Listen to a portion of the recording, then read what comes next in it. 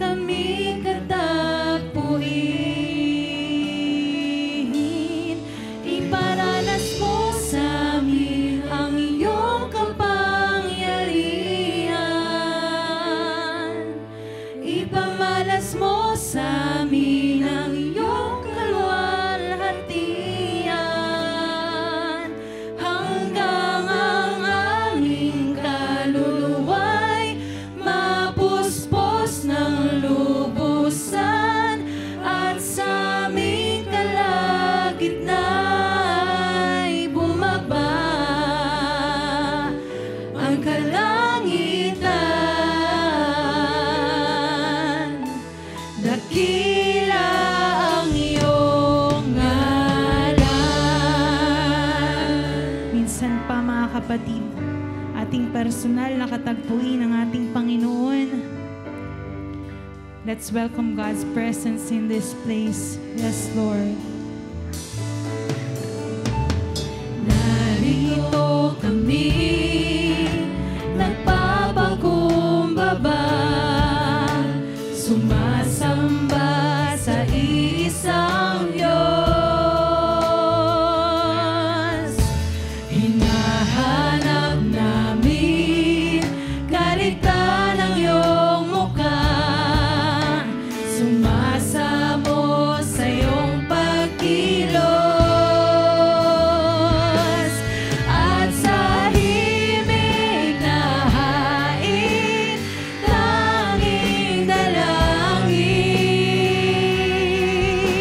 kami katagpuin.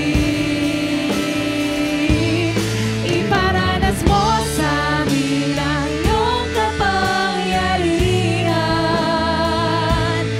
Ipamalas mo sa amin ang iyong kalwalhatian. Hanggang ang aming kaluluwa'y mapuspos ng lubusan, at sa aming kalagitna'y bumaba ang kalangitan. Dakila ang iyong iparanas mo sa amin ang iyong Yes, Lord. We welcome your presence in this place. Ipamalas mo sa amin. Hallelujah. This is our personal prayer. May we experience your presence. Ang iyong kapangyarihan, ang iyong kaluwalhatian, Panginoon. Sa aming kalagitna'y bumaba ang kalangitan. Dakila ang iyong ngalan. Sa amin ang iyong kapangyarihan.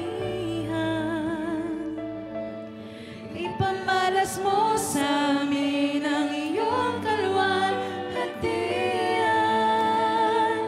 Hanggang ang aming kaluluwa'y mapuspos ng lubusan, at sa aming kalagitna'y bumaba ang kalangitan. Dakila ang iyong ngalan. Walang ibang dapat purihin, walang dapat ibang dakilain, kundi ang natatanging pangalan mo, Panginoon. And as we come before you this morning to worship you, kami po, Panginoon, ay katagpuin mo, Panginoon. May we experience your power, your miracle, in the peace that is coming from your presence, Lord Jesus.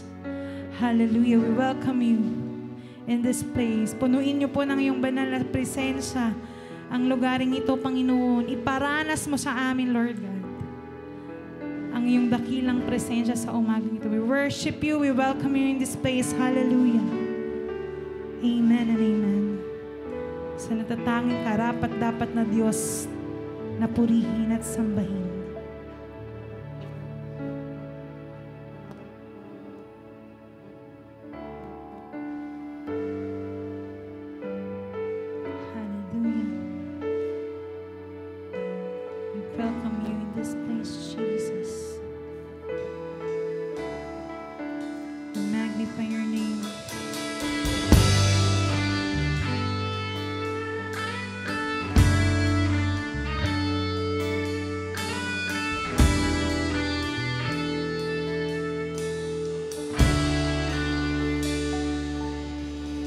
Salamat sa dakila mong pag-ibig.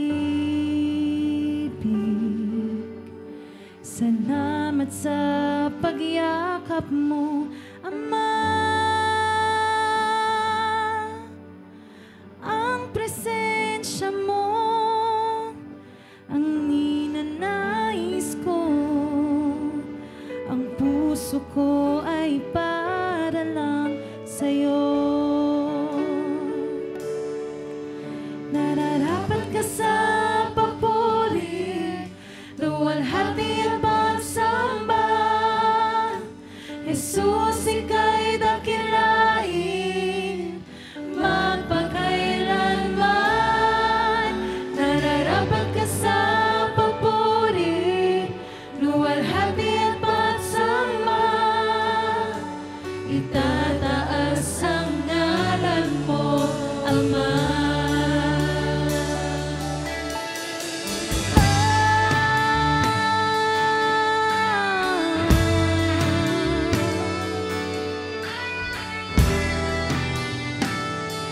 Kailanman, Panginoon, ay hindi ka nagbago.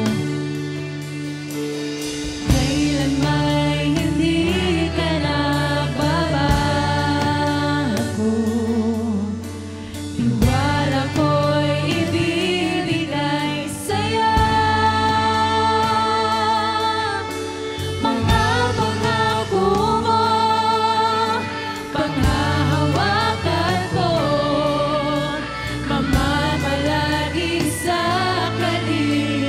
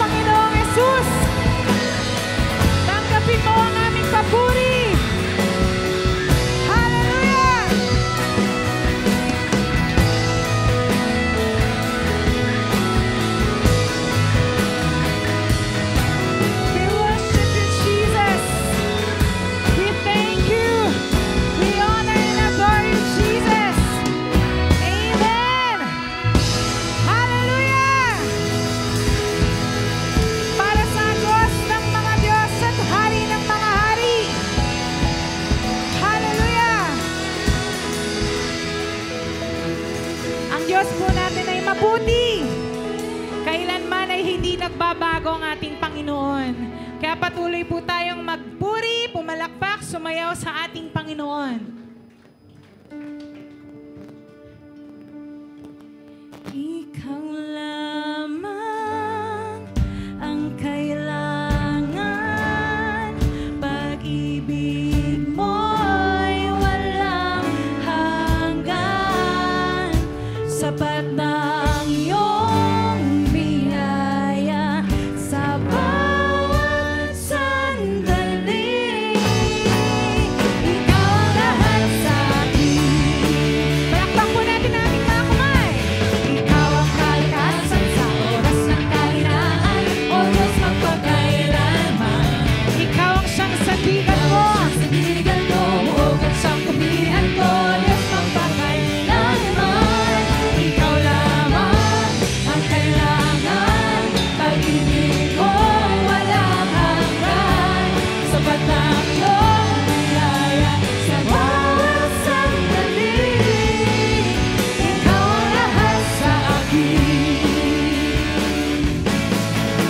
Ikaw ang kalakasan sa oras ng kahinaan, o Diyos magpakailanman. Salamat, Panginoon! Ikaw ang siyang sandigan ko, huwag siyang kumihan ko, Diyos magpakailanman. Ikaw lamang ang kailangan, pag-ibig mo'y walang hanggan, sapat ang iyong biyaya sa bawat sandali. Ikaw ang lahat sa akin.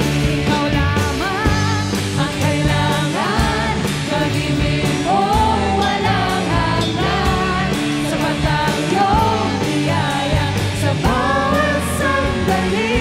Ikaw ang lahat sa akin.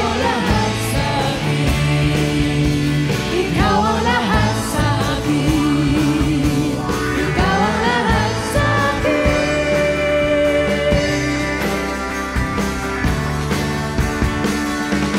Kalakasan ko ay ikaw.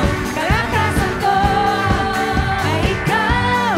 Kalakasan ko ay ikaw. Kagalakan sa lahat ng Panginoon ay kalakasan ng Siglas. Ay ikaw. Kalakasan ko ay ikaw. Kalakasan ko ay ikaw. Kagalakan sa atin. Kalakasan ko ay ikaw. Kalakasan ko ay ikaw. Kalakasan ko ay ikaw. Kagalakan sa atin. Kalakasan ko ay ikaw. Kalakasan ko ay ikaw. Kalakasan ko ay ikaw. Kagalakan sa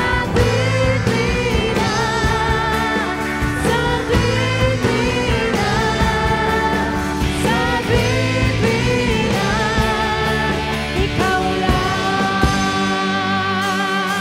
Ipalakpak po natin ang ating kamay sa Panginoon.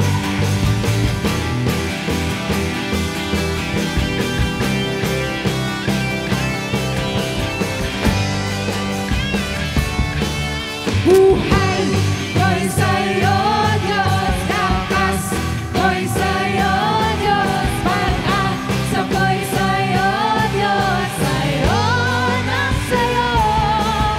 Buhay ko'y sa'yo, Diyos. Lakas ko'y sa'yo, Diyos. Pag-asa ko'y sa'yo, Diyos. Sa'yo na sa'yo.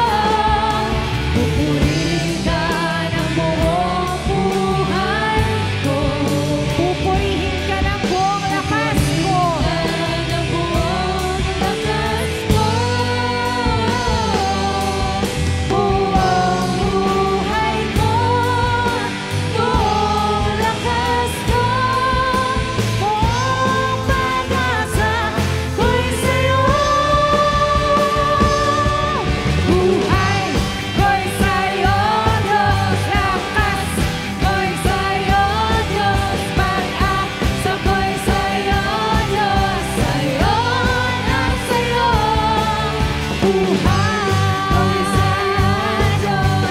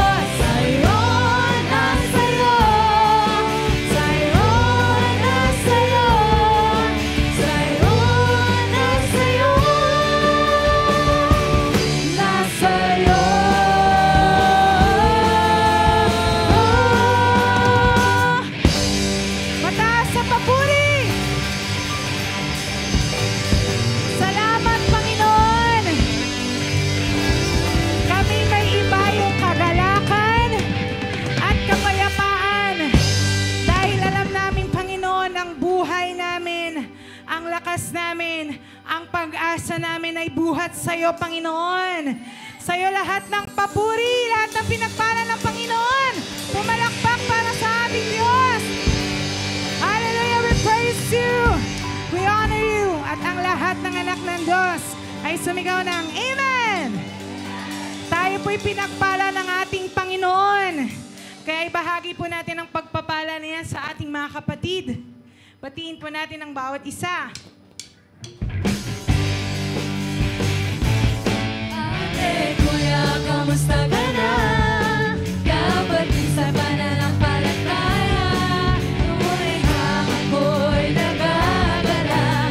Muli kang magkasama, nais kong ipanalangin. Umikot po tayo, batiin po natin ang bawat isa. Upang sa kanyang pagbabalik, agad na niya tayo gising.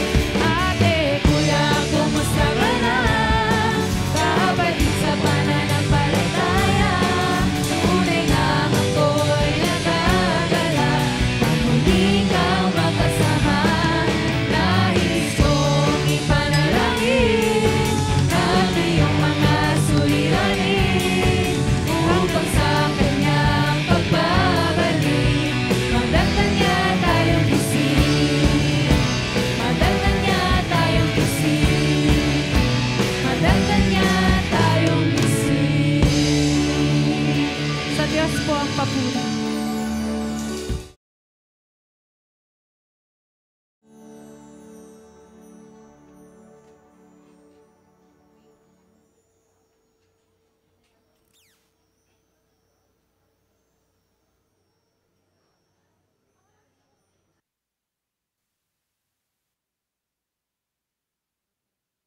Hello. Sa mapagpalang umaga po sa ating lahat, palakpakan natin ang ating Panginoon. Praise the Lord. Batiin din natin yung ating sa kaliwat sa kanan. Sabi mo, you are greatly blessed. Kaya sino po pinagpala ng Diyos throughout the week?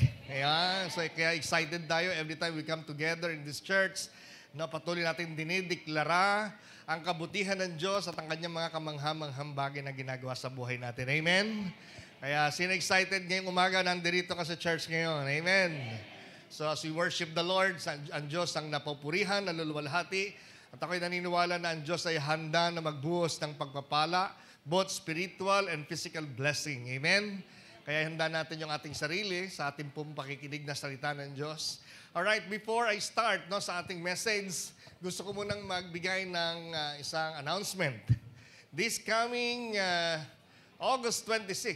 July 26, 2025, so yan po ay last Saturday of the month, ay magkakaroon po ng groundbreaking ceremony doon sa ating pong bagong lote, no? At tayo po ay magpapasimula ng church bigay. Palakpakan natin ang ating Panginoon. Iyan po ay ino-open natin para sa lahat na maka-witness, no? Kung kayo po ay available that day, no? Yan po ay alas 8 ng umaga at gagawin po natin itong groundbreaking ceremony dun po sa ating new lot sa may Bunsuran First. Okay? Tapos na po yung bakod. At ngayon po ay ang papakonstruct na natin ay yung church building. No? Salamat sa Lord kasi yung ating bakod inabot ng 600 plus. Hallelujah. Bakod pa lang. Alam nyo, malaki po yung yung bakod mahaba Kaya talagang mahal po malaki rin ang inabot. At naniniwala tayo, yung pong pagkatayo natin ng church building ay ang Diyos din ang magpo-provide. Amen! At sabi mo sa katabi mo, gagamitin ka ni Lord. Amen! Kaya po, sa ating pong groundbreaking ceremony, this coming July 26, kung kayo po ay available, Saturday po yon, punta po tayo doon. Open po ito sa lahat po ng ating pong mga church members. Okay? So, yan po.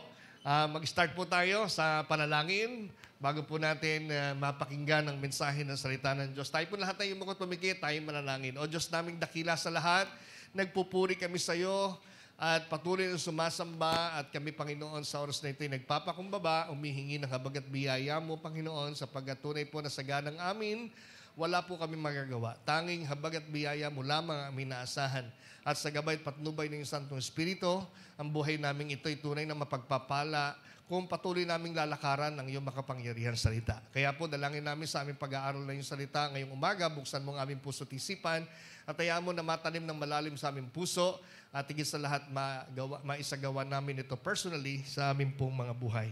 Gabayan mo rin po ang iyong lingkod as I preach your word. Higit sa lahat, ikaw maluwalhati, maitaas at madakila sa lugaring ito.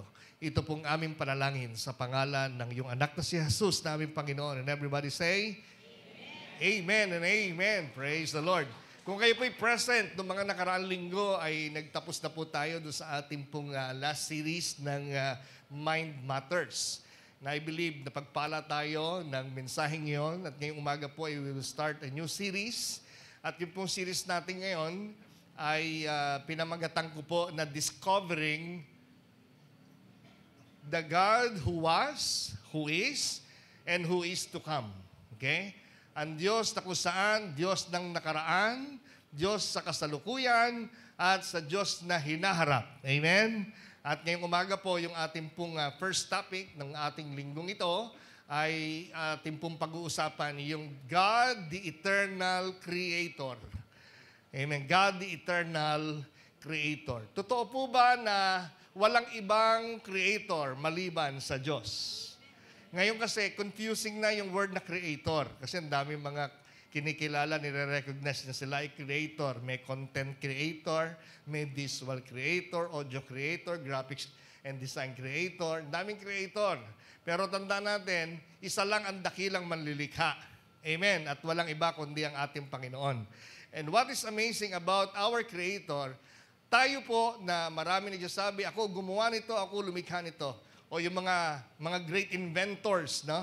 Marami po mga great inventors na talaga namang nakaka-benefits tayo sa mga kanilang mga nilikha at mga obra maestra. Pero lahat ng tao na lumilikha ng isang bagay ay gumagawa ng isang bagay mula po sa isang dati nang merong nag-i-exist na bagay. Nai-improve lang, di ba? Let's say for example, ang cellphone, di ba? Ang cellphone, dati namang walang cellphone, pero bago nagkaroon ng cellphone, meron munang tinatawag na mga telephone wire, di ba?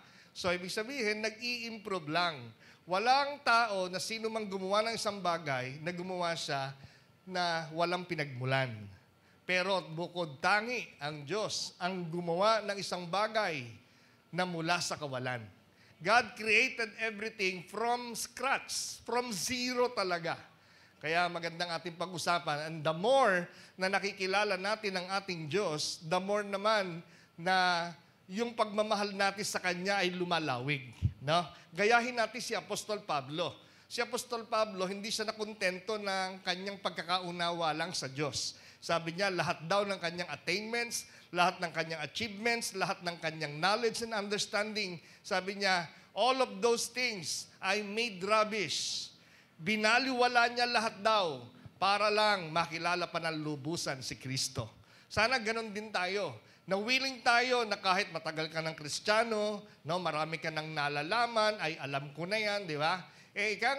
Tayo po ay nandun yung willingness na lumalim pa ang ating pagkakaunawa sa Diyos. Because I do believe, the more you gain knowledge and understanding about who God is ganun din naman, the more na ikaw ay makapagsaserve ng maayos sa Diyos. Makapagsaserve ng the best sa Panginoon. Amen ba mga kapatid? So ngayong umaga, ating pag-usapan ito pong ating dakilang manlilikha. Alam niyo po, pag inaral natin ang creation at ang dakilang manlilikha, ma-amaze tayo kung gaano ka-amazing ang ating Diyos. No? Lalo pa yung kanyang mga ginawa at mga nilikha. Siyempre, no? Ma-amaze ka sa mga creation ng Diyos, pero mas nakaka-amaze yung Creator. Amen ba yun? Alam niyo, may mga tao hindi naniniwala na merong creations. Merong yung Genesis. They don't believe in the creation na nakasulat sa Biblia. Kaya nga po, di ba, merong mga scientists, may mga atheists na kung saan naniniwala sila na lahat ng ito ay nagsimula sa isang Big Bang Theory, nagkaroon ng evolution. No, mas pinaniniwalaan pa yung isang bagay na yon na mahirap paniwalaan kumpara sa isang Diyos na lumikha ng lahat ng bagay. Amen? Kasi pag inanalyze mo, ano mas madaling paniwalaan? Yung evolution theory that billion years ago, 13 billion years ago, nagbanggaan ang atoms and then all of a sudden, eto na, meron ng creation na ito.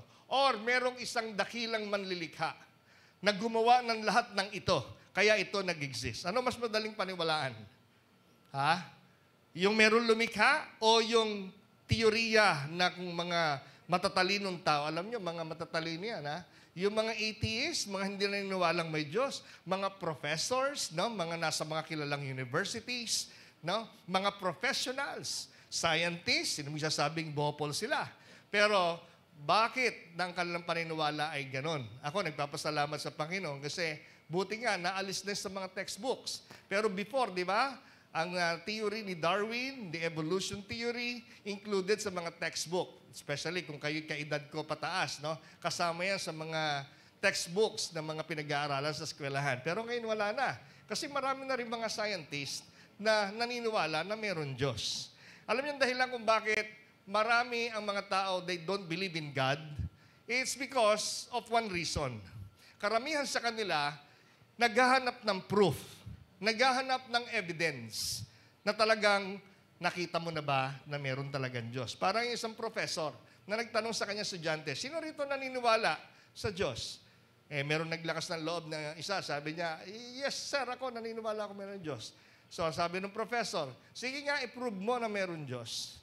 Anong evidence mo? Nakita mo na ba siya? So sagot ng bata, nung estudyante, hindi po. Pero hindi ibig sabihin, hindi siya nakikita ay hindi totoo ang Diyos. Tama? Totoo po ba na hindi lahat ng nakikita, yun ang dapat maging basihan para sabihin mo isang bagay totoo? Halimbawa, ang ating pong kuryente. Sino rito nakikita mo yung mga dumadaloy na electricity sa ating kawad ng kuryente? Pero totoo ba ang kuryente? Pag hindi naniniwala, di try mong hawakan. Sundot mo yung kamay doon sa outlet kung hindi ka naniniwala. Kasi hindi mo siya nakikita. Ang hangin, nakikita po ba ang hangin? Ha? Sino rito nakakita na ng hangin? Hindi, di ba? Ano nakikita lang natin? Yung mga alikabok na nililipad ng hangin. Pero ang hangin or wind is just a moving air. It's invisible. Ang nakikita na lang natin, yung nililipad na tinahampas ng hangin, yung mga dahon, mga sanga ng mga puno. Pero yung wind itself ay hindi natin nakikita. Amen. Yung sound, nakikita ba natin ang sound? Yung lumalabas na sa microphone na to, yung pumapasok dito at lumalabas sa mga speakers natin? Hindi natin nakikita, pero totoo ba ang sound? So, hindi po basis ang isang bagay para maniwala ka, kailangan makita mo. Kasi mga kapatid, yun po ang talagang contradiction kung bakit may mga taong hindi naniniwala sa Diyos kasi ang kanilang paniniwala lang, naniniwala sila pag nakita nila. Kaya yung prinsipyo ng to see is to believe. It's dangerous. Amen? Ang totoo, sa Biblia, kaya nga ni-rebuke ni Lord si Peter, di ba, si Thomas, mapalad ang taong naniniwala kahit hindi niya nakikita. Ang Diyos hindi natin nakikita because we have an invisible God. He is, siya po ay spiritual being. Tayo po ay nasa physical realm. Pero darating yung time, pag tayo po ay lumisan sa physical earth, sa physical na mundong ito, of course, pupunta tayo sa spiritual realm, doon, face to face, makakaharap natin ang ating dakilang manlilikha. Amen po ba, mga kapatid? Kaya hindi basihan, wag mong hanapin muna yung proof and evidence, no? Para sabihin mong totoo ang Diyos. Dahil hindi ka makakakita hanggat hindi ka naniniwala. Amen. Marami sa atin dito, yung pagkakilala natin sa Diyos ay experiential. Na ikaw ay nagkiklaim na talagang ikaw ay naniniwalang meron Diyos kasi naranasan mo. Kahit hindi mo siya nakita. Amen? Of course, plus the fact na binabasa natin yung mga informations, mga details na sinulat ng Biblia na kung saan ipinapakilala kung sino ang Diyos. No? Kaya tayo nag-aaral ng salita ng Diyos para maunawaan ng gusto kung sino ang ating Diyos na pinaglilingkuran. Kaya ang tanong marahil na umiikot sa isipan natin, kung ang Diyos ang lumikha ng lahat ng bagay, marahil naglaro na rin ito sa isipan mo. Sino ang gumawa sa Diyos? Natanong nyo na ba yan? Ha? O marahil narinig nyo na ba sa isang tao, sino ang lumikha sa Diyos? Kung siya ang lumikha ng lahat ng bagay, sino ang lumikha sa Kanya? So, valid question naman, ano? Pero kung titingnan natin, ang tanong na ito ay talagang pag hindi mo alam kung anong nature ng Diyos, hindi mo siya maiintindihan. Alright? So, kaya magandang ating unawain. Ano ba itong ating pag-uusapan na God the Eternal Creator? So, 5 bagay lang iiwan ko sa atin, 5 points. Sa Genesis chapter 1, verse 1, makikita natin itong napaka-importanting passage. In the beginning, God created the heavens and the earth. Ito ang pinakapundasyon ng lahat ng bagay. Lahat ng nakikita, lahat ng bagay na nag-exist, it's because of Genesis chapter 1, verse 1, that in the beginning, there is God who created everything. The heavens and the earth. Hindi na dinescribe dyan yung universe, pero yung binabanggit na heaven and the earth, it represents everything. Ang Diyos ang lumikha. Kaya pag na-miss mo itong napaka-importanting unang talata sa Biblia, iyon ang nakakalungkot, no? Kaya may mga tao na mas paniniwalaan pa ang evolution theory kaysa sa paniwalaang meron dakilang malilikha. Alright?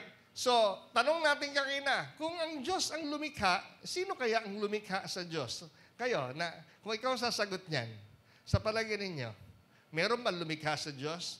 Tingnan niyo po ito. God's pre-existence. Ibig sabihin ng word na pre, it's before. Before the existence of everything, God already exists. He exists. O He existed before time. Okay? Tayo po kasi ay focus tayo sa kailan ni ginawa, paano ginawa, kailan magtatapos. Tandaan natin, ang Diyos po ay hindi bounded ng ating time. Because God created time. Siya lang ang lumikha ng oras, ng segundo, ng araw, linggo at taon. At kung ilang dekada at century pa ang lilipas.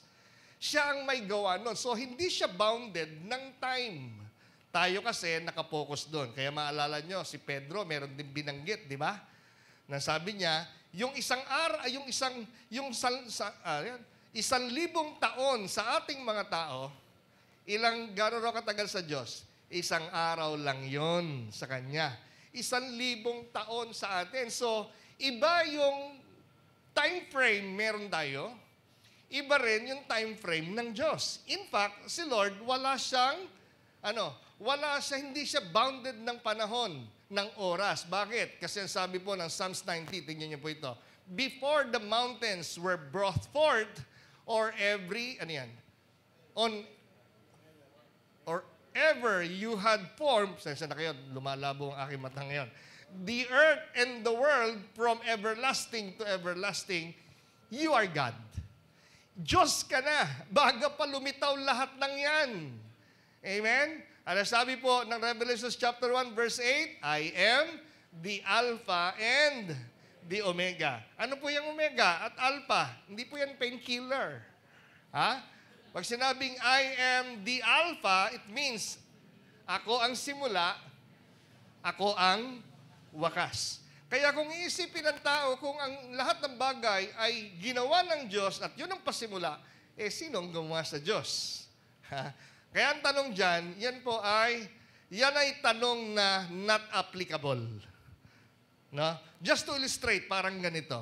Parang story timeline ng storya. Yung mga kwento sa mga aklat na nababasa natin. Of course, kaya nagkaroon ng kwento, may story timeline yan kasi mayroon pong author. Di ba? Yung kwento na yan, simula sa una hanggang dulo, kung ilang pahina man yan, kung 200 pages man yan, ang Diyos, labas doon. Siya yung author, labas siya doon sa story na yon. Labas siya sa story timeline. Ibig sabihin lang, pwede niyang in one glimpse, pwede niyang buksan sa simula at pwedeng, on the other hand, bigla niyang tapusin. Nagets niyo? Hindi siya part of that story. Hindi siya part of that book. Meaning, yung ating kwento ng buhay, makikita natin na meron time frame si Lord, outside siya doon. Ibig sabihin, beyond siya doon. Iba ang time natin, iba ang time ni Lord. Kaya yung question, who created God, is hindi po pwedeng i-apply.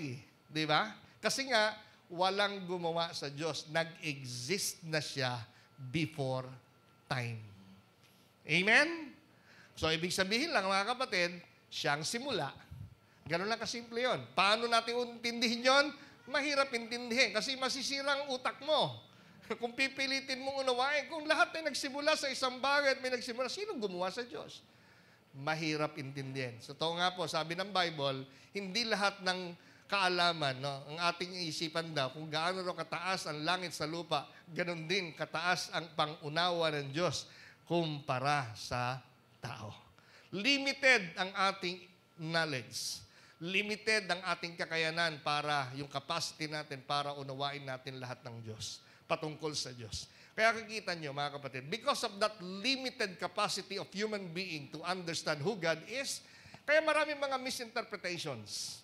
Maraming mga tao, iba-iba ang kanilang paniniwala. In fact, maraming mga iba't ibang mga relihiyon, di ba? Kaya yung iba, kaya sila hindi naniniwala kasi kung paniniwalaan ang faith, paniniwalaan ang patungkol sa Diyos, bakit yung mga naniniwalang meron Diyos, bakit iba-iba rin sila? Ilang reliyon meron sa mundo? Ang dami, hindi mo na halos mabilang. Pero yung mga four major religions, Islam, Buddhist, Hindus, Christians, yan yung mga major religions. Pero iba-iba yung kanilang paniniwala. Iba-iba rin yung ating pong pananaw patungkol sa creation. Tayo naniniwala, God created everything. At tayo magtatapos sa Diyos. Amen? Pero may mga grupo, may mga religion naniniwala na ang lahat ng ito, cycle lang. No? Halimbawa, mga Buddhist, Hindus, naniniwala sila na pag ikay namatay, ang buhay mo ay lilipat sa ibang uri ng buhay. Parang tawag niyan ay reincarnation. No? Pwedeng, pag ikay pumanaw, susunod na buhay, dahil yan ay life cycle, posibleng hindi ka na tao. Posibleng, ano ka na?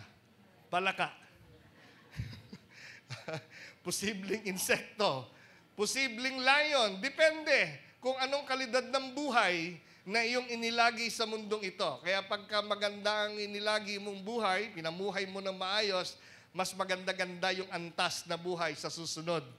Yun yung paniniwala ng mga naniniwala sa reincarnation, yung life cycle na hindi sila naniniwalang may katapusan ang mundong ito. Tayo naniniwala, may katapusan ang mundong ito. Amen. Hindi tayo, temporary lang ang earth. Amen. Hindi tayo pang matagalan dito, ha? Amen ba, mga kapatid? Lilipat din tayo sa susunod at sa kabilang buhay. At yun yung pinaka-importanting buhay, hindi ang mundong ito. Amen ba? Amen. Kaya huwag tayo masyado ma-focus sa mundong ito.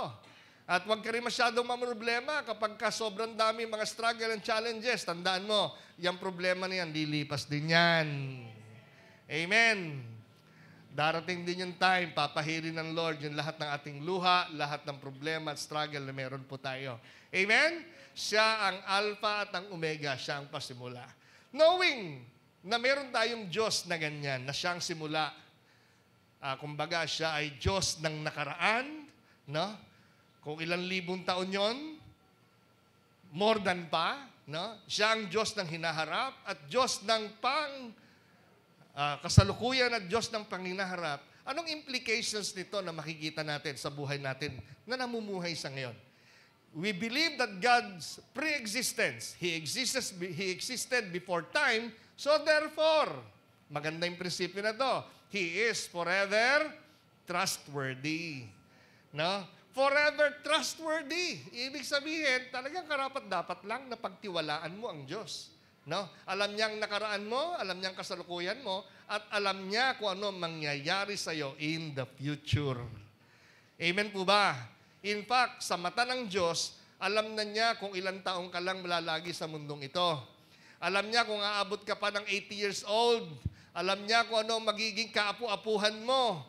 Sa mata ng Diyos, sa kaisipan ng Diyos, lahat ng henerasyong lalabas sa iyo, kilala na ni Lord. Amen? May imposible ba sa Lord? Wala. He is the all-knowing God, omniscient God. Amen? He knows everything. In fact, tapos na ang storyang ito. Kagaya ng sinasabi ko, no?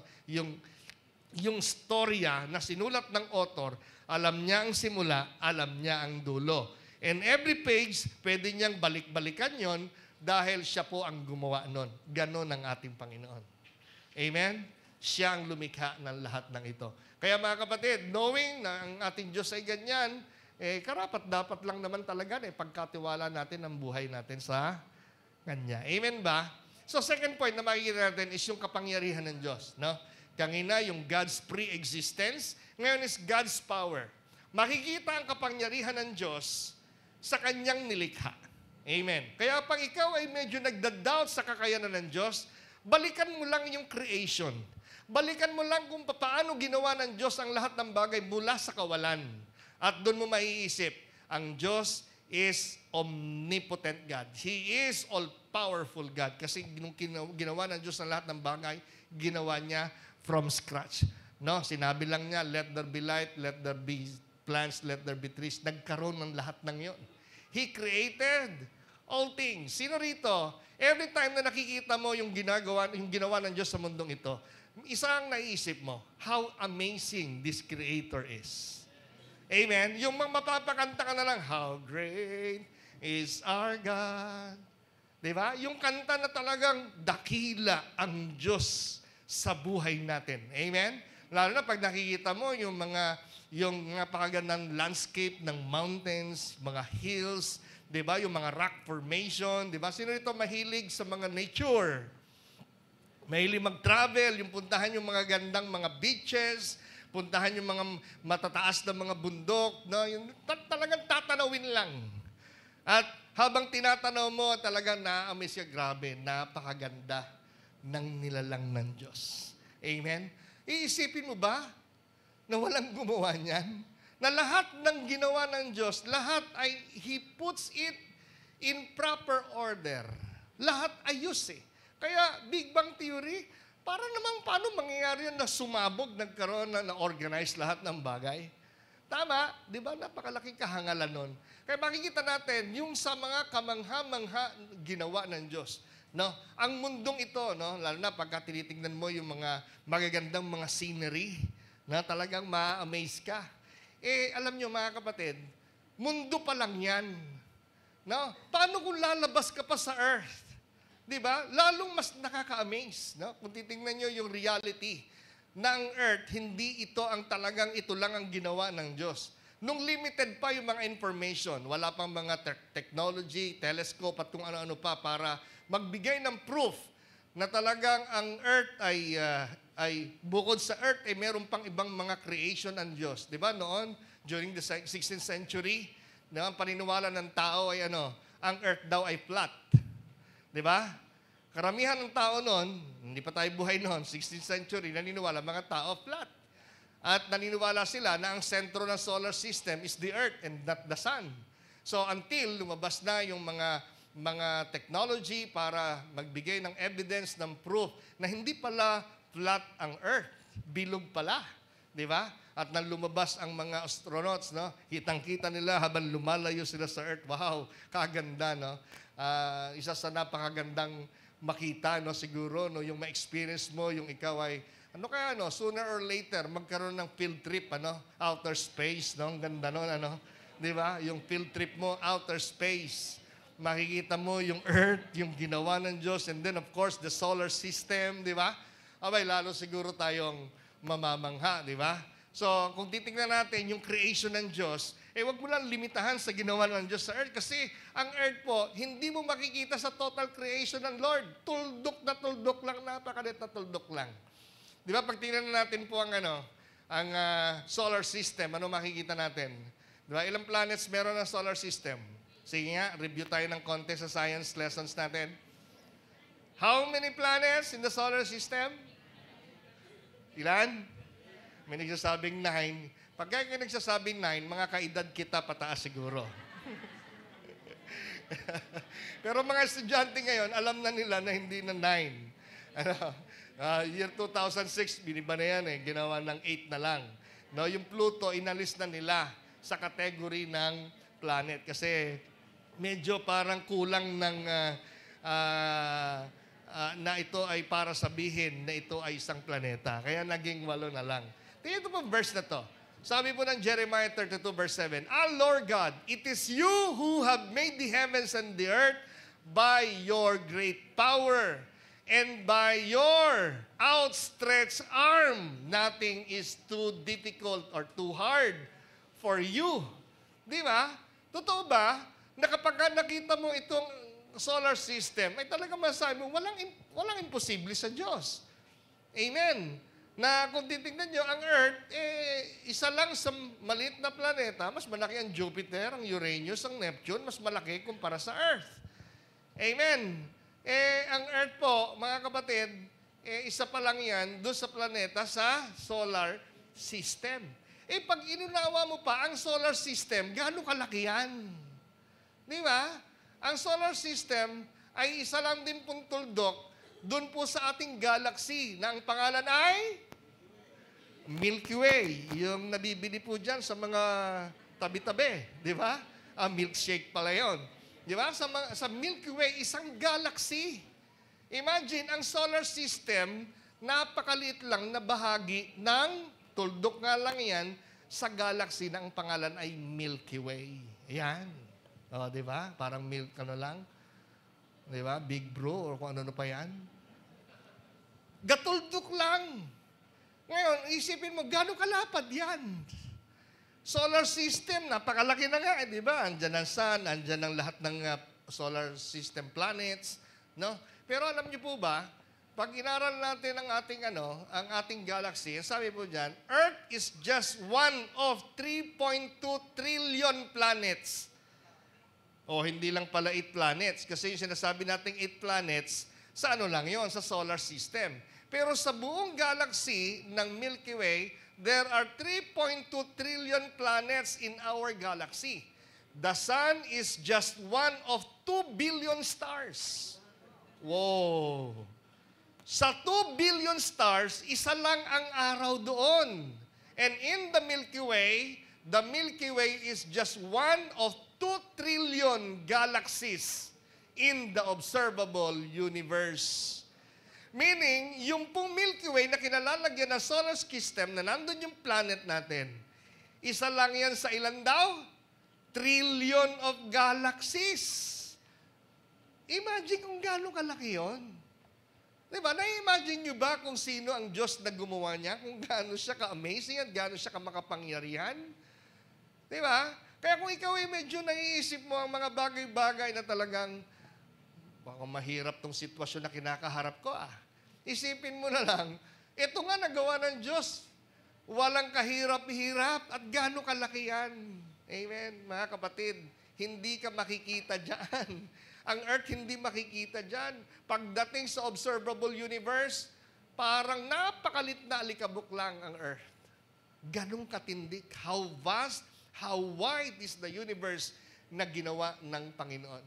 Kaya sabi po ng kung titingnan natin, yan, ganyan, yung itsura, parang gatuldok lang ang Milky Way dyan. Talagang amazing ang ginawa ng ating Panginoon. Amen? Kaya sabi ng Book of Hebrews chapter 11 verse 3, by faith we understand that the universe was created by the Word of God. Amen? Ayan, dinedeklara ng salita ng Diyos. Ginawa yung universe na yan sa magitan lang ng salita ng Diyos. Amen? Ganun kamakapangyarihan ng ating Panginoon. Kaya tayo po, pinaka-special tayo kasi nung ginawa tayo, we were made by His hands. Finorm ng Diyos ang tao. No? Ang lahat ng bagay, salita lang. Pero nung ginawa niya si Adan at si Adan, hinugisan niya. Si Eva, di ba?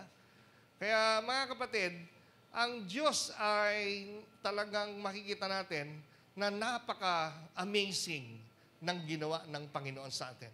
Colossians chapter 1, verse 16. For in Him, all things were made, were created, things in heaven and on earth, visible and invisible. All things have been created through Him and for Him. Ngayon, magkakaroon na tayo ng idea, na bakit niya ginawa ito, bakit nag-exist ang lahat ng makikita natin sa universe at yung makikita natin sa kapaligiran natin. Ano sabi dyan? All things have been created through Him. Sino yung Him na tinutukoy dito? It's a pronoun word. Who is Him? The Son of God, who is Jesus Christ. No? Ang sabi dyan, through Him and for Him.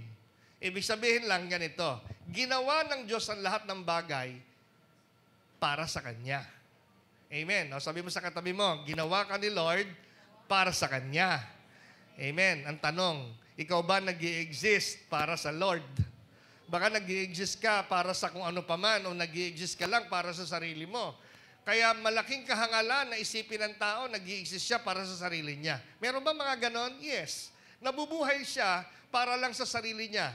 Di siya naniniwala sa Diyos, di siya sumusunod sa Diyos, basta ang gusto lang niya kung ano ang gusto niyang maranasan, no? Yung ano yan, kaya sabi ng Bible sa Luke chapter 12, di ba? I will eat, I will drink, and be merry, for tomorrow I will die. Kaya mga tao, iniisip na, mga taong walang kinikilalang Diyos, walang laman kundi yung kasiyahan. Walang laman ng isip, no? Kundi yung mga bagay na makapagpapasiya sa kanilang pisikal na katawan.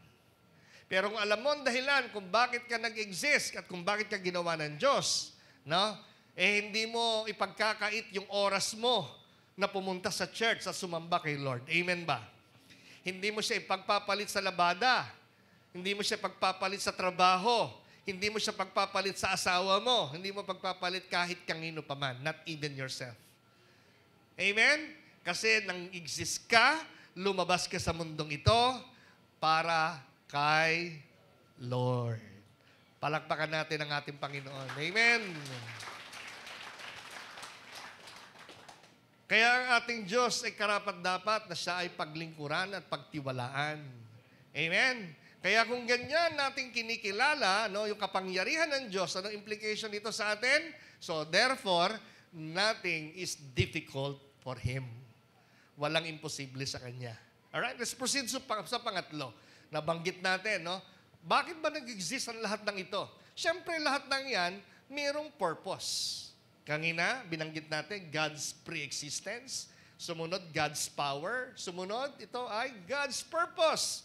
May layunin ang lahat ng ito. He created everything in purpose. Hindi yan nag-exist lang, wala lang. Acts 17, verse 28, ano sabi dyan? In Him, we live and move and have our being.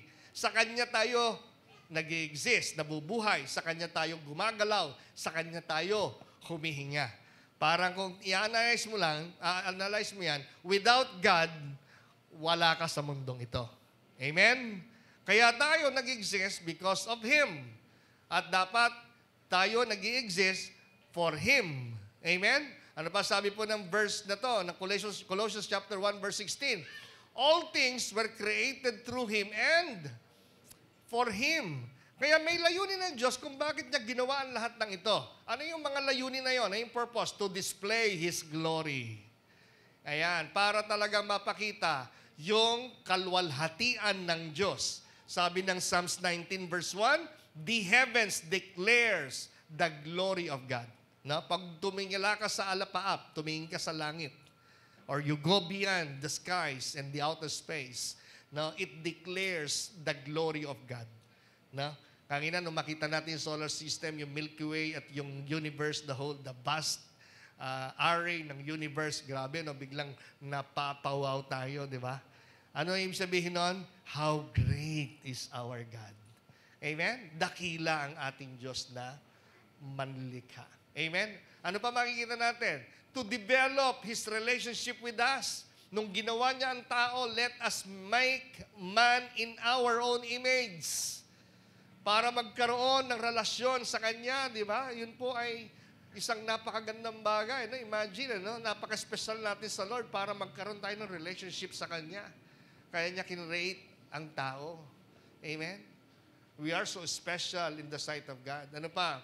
To express His divine love. The Lord is good to all.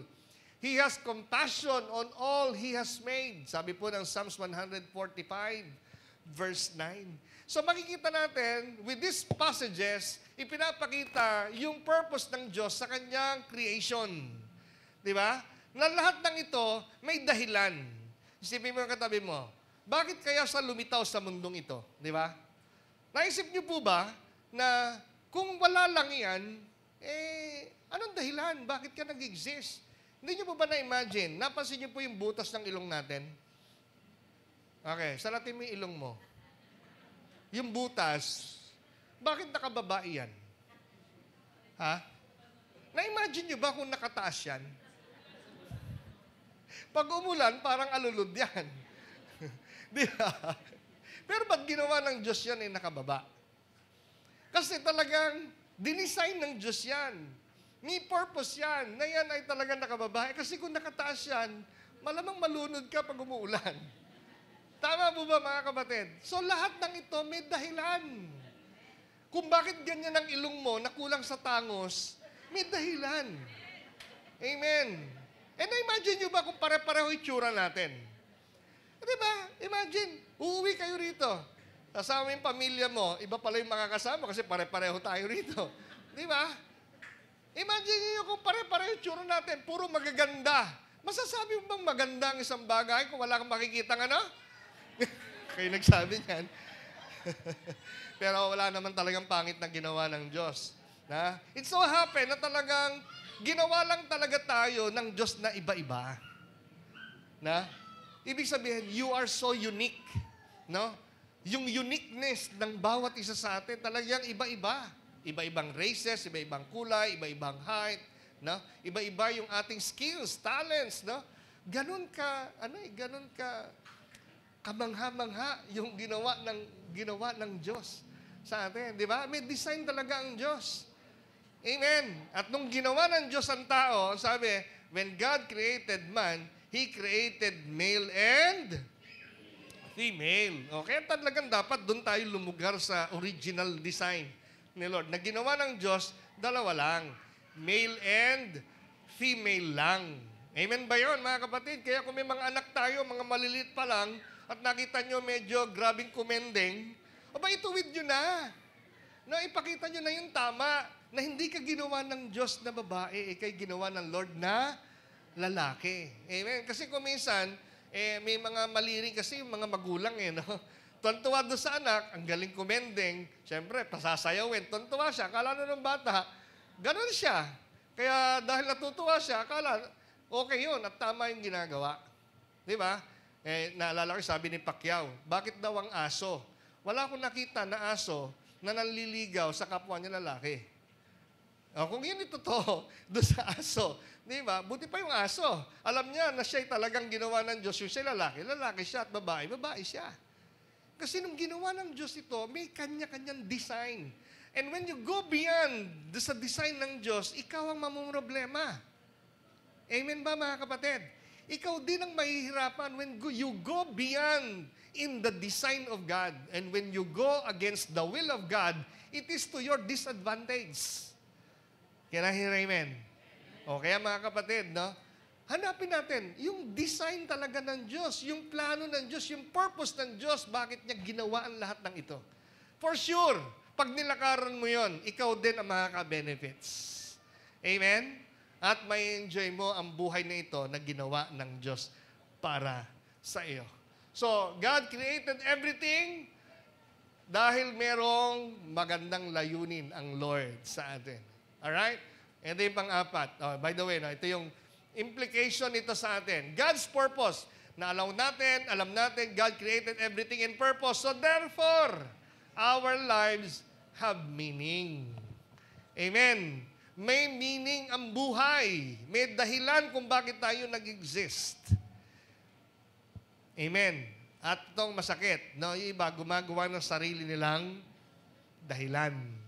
Huwag kang gumawa ng sariling layunin. No? Hanapin mo yung layunin nung gumawa sa iyo. Amen po ba? Alright, so puntahan natin pang-apat. God's providence. No? He sustains what He created. Nung ginawa ng Diyos ang lahat ng creation, siya rin ang gumawa, nagko-control ito at naggo-govern ito. Tingnan po sabi ng Hebrews chapter 1 verse 3. He is the radiance of the glory of God and the exact imprint of His nature, and He upholds the universe by the word of His power. Grabe, no? Nung sinabi niya, nung kinreate niya, let there be planets, let there be light. Lahat ng yan, nasa kanya ang control. Hindi lang niya ginawa, kundi ito yung nagsusustain. No? Every day at ilang panahon pa ang lumipas. Nakita niyo po ba? Yung pong axis ng Earth, no? Sa solar system, hindi nagbabanggaan yung mga planeta. Ilang libong taon na ang nakakalipas. Di ba? Yung seasons, hindi naman nababago. Right? O ngayon, tag-ulan. Susunod, ano na? Di ba? Pagdating, magtataglamig na naman sa atin. Although sa Pilipinas, dalawa lang season, dry and wet season. Pero sa iba, yung autumn, di ba? Yung spring, winter, di ba? 4 na season. Kahit ilang libo nang nakalilipas, ilang libong taon na, hindi naman nababago. Kasi meron nagsusustain. Walang iba kundi ang ating Diyos. Amen ba? Ganon ka makapangyarihan ng ating Panginoon. The God who created all things. Amen? So, Daniel chapter 2 verse 21, He changes times and season.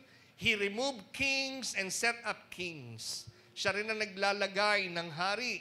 Siya rin ang naglalagay, no, ng mga kings, ng mga presidente. Kasi noong unang panahon, mga kings ang tawag sa mga namumuno sa bansa. O ngayon, mga presidente, mga prime minister. Di ba? Tayo, bumoboto. No? Pero sa totoo lang, ang Diyos talaga naglalagay niyan. Tama po ba? Ginagamit lang din tayo para bumoto, pero nasa isip na ng Lord kung sino susunod na magiging presidente ng Pilipinas. Amen? Siya ang nagsaset up ng kings, ng rulers, and He governs everything in the universe and even on this earth na ginagalawan natin. Knowing na meron tayong God na siya yung may control ng lahat ng bagay. He sustains what He created. So therefore, His care never fails. Unawain natin na kailanman hindi siya nagkukulang sa'yo. Amen? Sabi mo sa katabi mo, hindi kanya pababayaan. Amen? Kaya nothing to worry. Kaya nga sabi ng Bible, di ba? Kung yung ultimo daw ng mga ibon sa himpapawid na binibili lang ng mga ilang kusing, hindi pinababayaan ni Lord, pinakakain niya at walang isa man doon na nahulog ng hindi sa kapahintulutan ng Diyos. How much more tayo na ginawa niya in His own image and likeness. Alright, ito na yung panghuli. Yung God's promise. Anong promise, Pastor? Na ang ginawa ng Diyos na ito, He will create and restore. Gumawa siya ng creation, pero tingnan niyo po ito. Sino rito, napansin mo, na ang mundo na ginagalawan natin, hindi nakagaya ng mundo 50 years ago. Amen? Meaning, sabi nung iba, ang mundo raw natin ngayon, pasira na ng pasira. Almost destroyed na. Kaya nga, di ba, may mga nandun sa may-ari ng Tesla, may-ari ng Tesla? Di ba yung SpaceX? Yung SpaceX, naglalayon na yung maghanap ng ibang planeta na inhabitable. Kaya naghihingi ng volunteer before, ilang taon na nakakalipas, na kung sinong gusto mag-volunteer, no?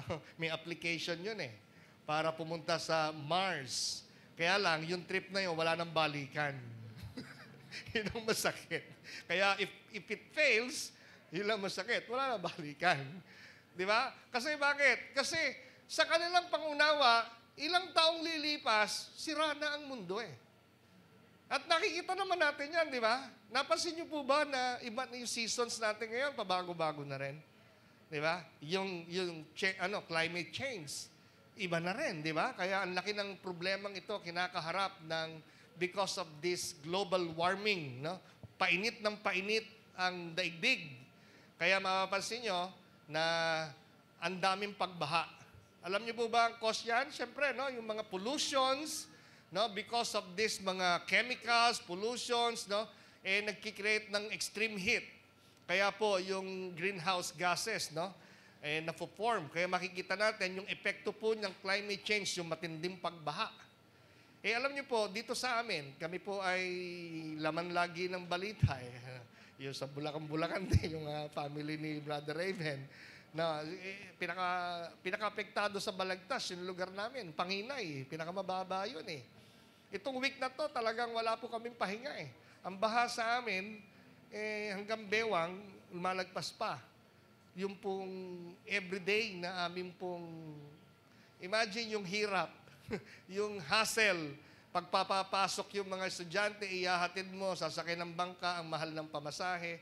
Kaya yung mga tricycle sa amin, nagtaasa na. Buti nga si Brother Manny, nakaligtas na doon. Kapitbahay namin si Brother Manny. Kaya ilang taon na, lumipat na siya. Kami hindi pa. Pinagpipray namin, makalipat na rin kami dito sa Pandi. Yan po ay yung matinding pagbaha dahil sa pagtaas ng climate. Di ba?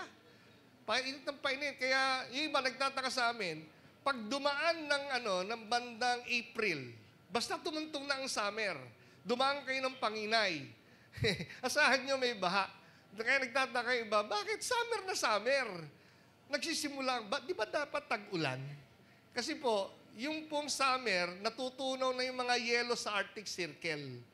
Doon sa mga malilamig na lugar, yung mga yelo na sa bundok, dahil extreme, dahil sa global warming, natutunaw siya, dumadagdag siya sa dagat. Kaya pagdating ng summer, April, simula na ng baha sa amin. Ganon. Samahan mo pa pagkapanahon ng bagyo. Ayun ang matindi. Kaya nagsabay po yung high tide at yung bagyo.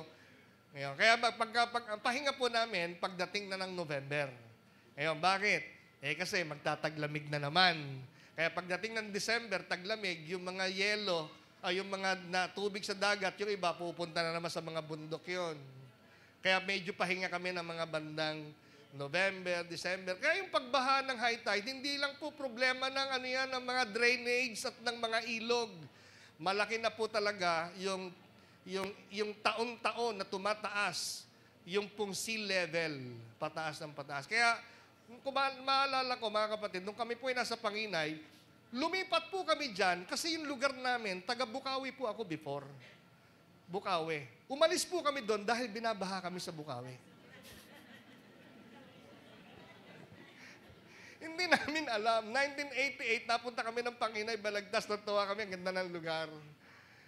Ngayon, 8 years ago, nung nag-exist tong high tide issue sa amin. And every year, pataas ng pataas. Kaya kahit magtambak, mga after 3 to 4 years, magtatambak ka na naman. Kaya ang pinagpipray namin, mayari yung dike talaga, yung magkukulong sa ilog. Kaya lang, napakahaba po nun eh. Bulacan-Bulacan, Giginto, Balagtas. Kailangan makulong talaga yun at magkaroon po ng mga pump station. Yun po, yung floodgates. Yun po yung aming pinagpipray. No? Yun po yung mga issues. Nangyayari po yan dahil po sa ang mundo pasira ng pasira. No? Nakakalungkot lang kasi kagaya po itong week na to, pagpasok ng aming nung baha sa amin, pag ang tubig papasok, alam mo na, pataas yun. Ang bilis ng agos. Ang masakit, hindi lang tubig ang inaagos. Kasama na basura, kasama na lahat ng dumi. Yun po yung masaklap. Kaya makita mo, no, pagka malapit ng pumasok sa bahay, pinagpe-pray ko, I rebuke you in Jesus' name. Huwag ka nang pumasok. Minsan walang Pero nung week na to, salamat sa Lord. Lang 1 cm na lang, papasok na sa aming bahay. Hallelujah, hindi kami inabot. At itong week na to, medyo ilang araw pababa na po. Pahinga lang kami 1 linggo. Next week uli. Hallelujah. Lahat po ng yan ay pagpapatunay na ang mundo is deteriorating. Sinong may kasalanan? Tao rin. Kaya nga sabi, ang basurang itinapon mo, babalik din sa iyo. Dahil sa kagawa ng tao, nasisira ang mundo. Nabalitaan niyo rin po ba yung sobrang baha sa Texas? Just a week ago, di ba? Kaka-celebrate nila lang ng July 4, yung Independence Day nila eh. Tapos grabe, no? In just a matter of 60 minutes, 45 minutes to 1 hour. Tumaas ng 20 feet. No? Yung pong tayo undoy, magdamag yun eh. Pero sa kanila kasi madaling araw nangyari, yung pagbaha, no? Yung ulan na isang buwan, ibinagsak lang ng isang oras. Ganong katindi. Kaya po, sa loob ng isang oras, 20 feet. Kaya marami po ang talagang, iba doon, nasa lanta at nawalan ng mga tirahan. Lahat ng ito, nakikita natin, pasira na pasira ang mundo. Kaya ako naisip ko nga, naglalaro lang sa isip ko, ano kaya ang mundo na makikita ng mga susunod na henerasyon? Halimbawa, yung aking anak na si Zoe, pag nagkaroon siya ng anak, siguro mga after 10 to 20 years, di ba? Tagalin. Asa ba yung anak ko, magagalit na itong anak ko sa akin eh. Sabi mo, Daddy, pagkatapos ako mag-aral, pwede na eh. Pag siya nagkaroon ng anak, ano kayang mundo yung kanyang makikita? Okay, magiging apo pa niya. 30 to 50 years from now, ano kayang kapaligiran yung makikita natin? Di ba?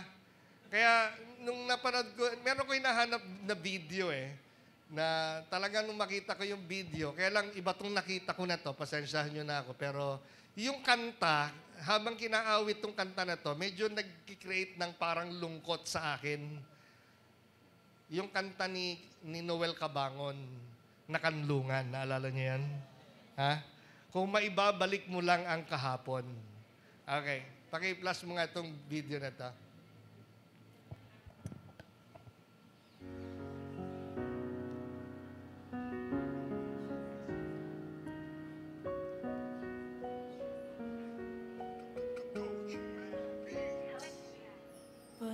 Panahon ang pagkakataon, may babalik pa ang kahapon.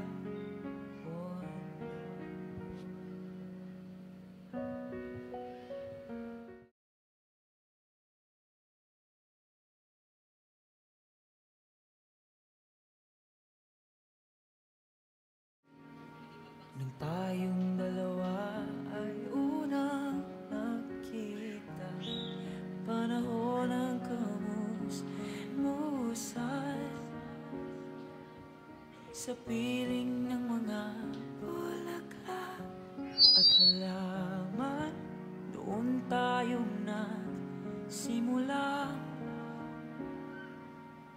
mangarap at tumula.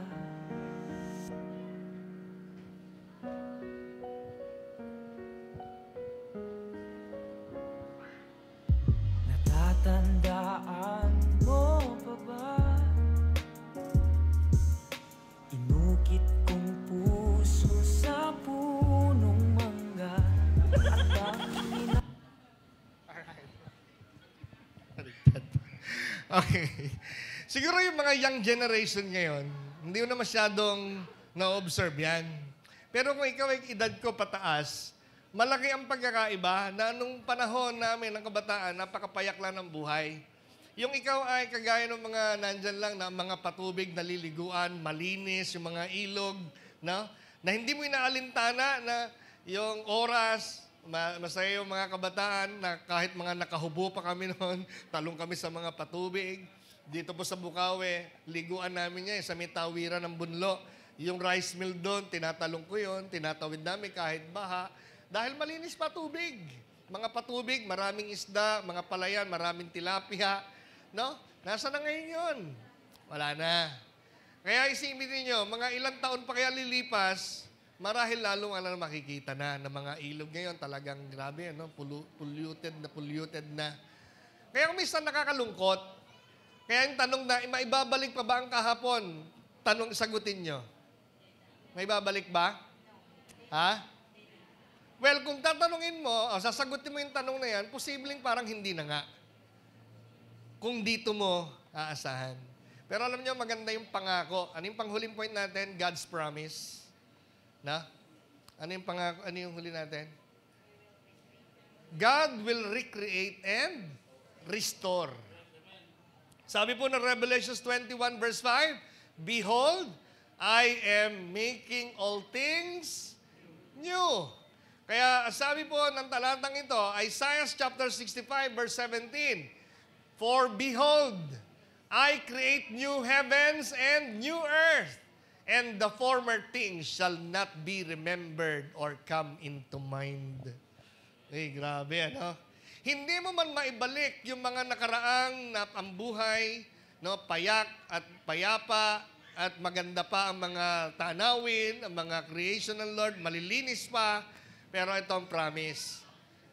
God will create new heaven and new earth. At ang matindi yan, sabi dyan, hindi mo na iisipin pa yung mga nakaraan. Bakit? Sa ganda ng ipapalit niya na new heaven and new earth. The former things shall not be remembered or come into mind. Yun yung inihintay natin. Amen? At yun yung pangako ng Diyos sa lahat ng mga nanalig kay Kristo Jesus. Palakpakan natin ang ating Panginoon. Hallelujah! Ang ating dakilang manlilikha, no? Masira man ang kapaligiran ito. Siyempre, dapat responsible tayo para hindi ito talaga masira, no? Hindi natin papalitan naman ni Lord yan. Minsan, merong ganong mindset yan. Papalitan ng bagay yan, okay lang. Kaya dapat responsible tayo. Amen? Pero tandaan natin to, tayo malungkot. Darating yung time, hindi mo na raw maaalala pa itong mga bagay na ito. Kasi sa sobrang ganda ng gagawin ng Diyos, ng ipapalit ng Diyos, you will not remember the former things. Tumayo tayong lahat. Sino rito na-amaze ka sa ginagawa ng Diyos sa buhay natin? Amen? So with this, no, God's purpose, He created everything in purpose. So therefore, our lives have meaning. Mali, yung panghuli. Yung panghuli. Therefore, God makes all things new. Praise the Lord. Hallelujah. Kamangha-mangha ba ang ating dakilang manlilikha? Amen. Karapat-dapat bang siya'y paglingkuran? Amen. Kaya kung talagang kilala mo ng lubos ang lumikha sa'yo, the more mo siyang paglilingkuran. Amen. Palakpakan natin ang Lord. Tayong lahat ay manalangin.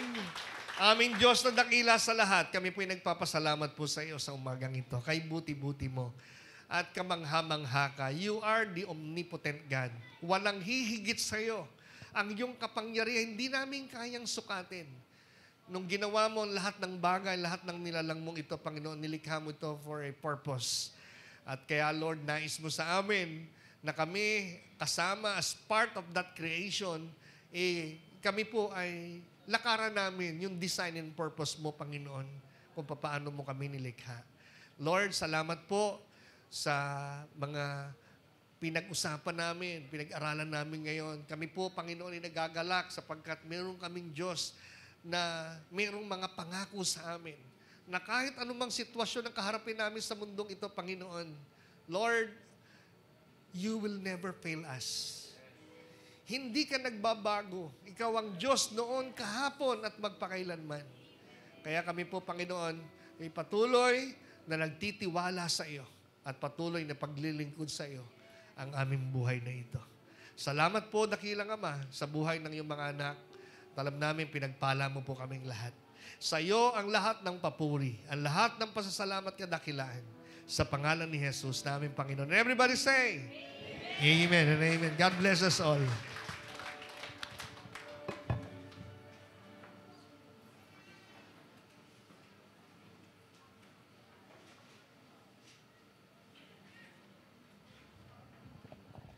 Ngayon po ay darako naman tayo sa gawain ng pagbibigay. Pero bago po tayo magbigay, Pastor, pahari po ba akong mag-testimony ng maiksi lang po?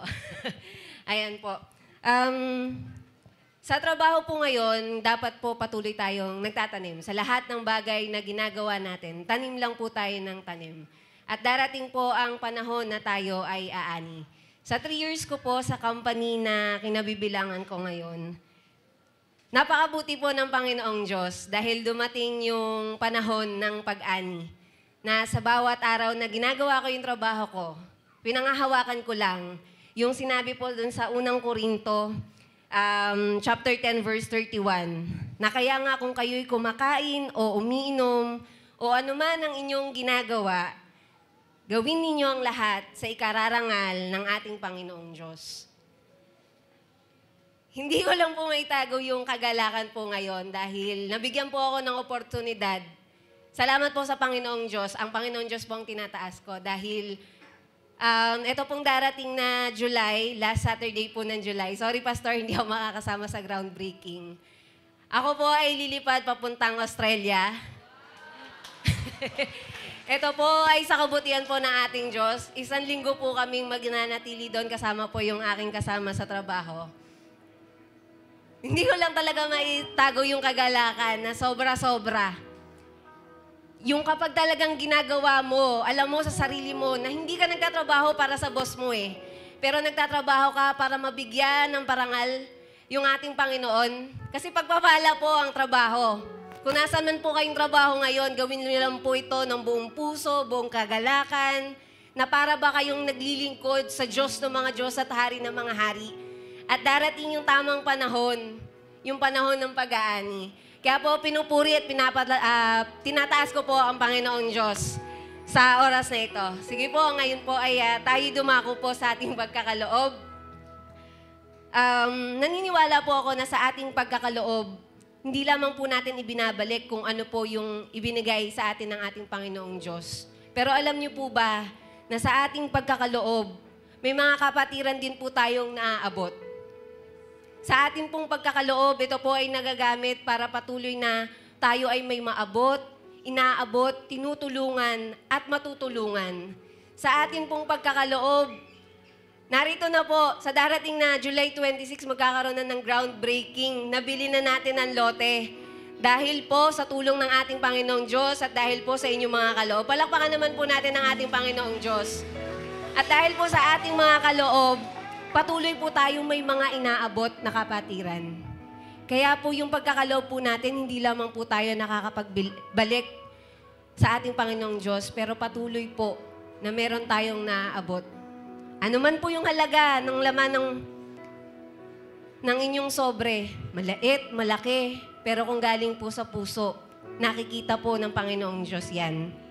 At katulad po ng pagtatanim natin sa gawain ng pagbibigay, darating po ang tamang panahon ng ating pag-aani. Amen po ba yun? Sige po, tayo pong lahat ay manalangin. Ama naming Diyos na makapangyarihan sa lahat, salamat po Panginoon sa araw na ito. Salamat po dahil magkakaroon kami Panginoon ng pagkakataon na makapagbigay, makapagtanim Panginoon, at naniniwala kami Panginoon na ang aming kaloob, ito po ay nagmula sa inyo at ibinabalik namin sa inyo ng buong puso, ng buong katapatan, at naniniwala kami na higit pa sa sapat ang kaya mong ipagkaloob sa aming buhay. Lord, sino man po sa amin ngayon na may mga pangangailangan, Lord, you know our heart. Alam mo yung sitwasyon ng aming mga buhay. And right now, we declare and we believe na ang gagawin naming pagkakaloob, Panginoon, ito po ay para sa inyo. Nakikita mo po ang kalagayan namin, Panginoon, at naniniwala kami, Ama, na ikaw po ang siyang patuloy na kikilos sa aming trabaho, sa aming kabuhayan, sa aming negosyo. Dinadalangin namin ang patuloy mong pagpapala, Panginoon, at nawa patuloy rin kaming maging daluyan ng pagpapala sa aming kapwa. Salamat po, Ama. Pinupuri ka po namin, pinapasalamatan, ibinabalik po namin sa inyo ang mataas na papurit pa sa salamat sa pangalan po ng inyong anak na si Jesus. Amen.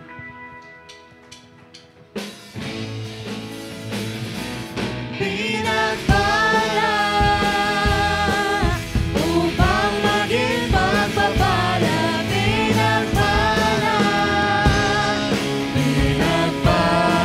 ng Diyos. Pinagpala upang maging pagpapala. Pinagpala ng Diyos. Pinagpala ang lubos. Pinagpala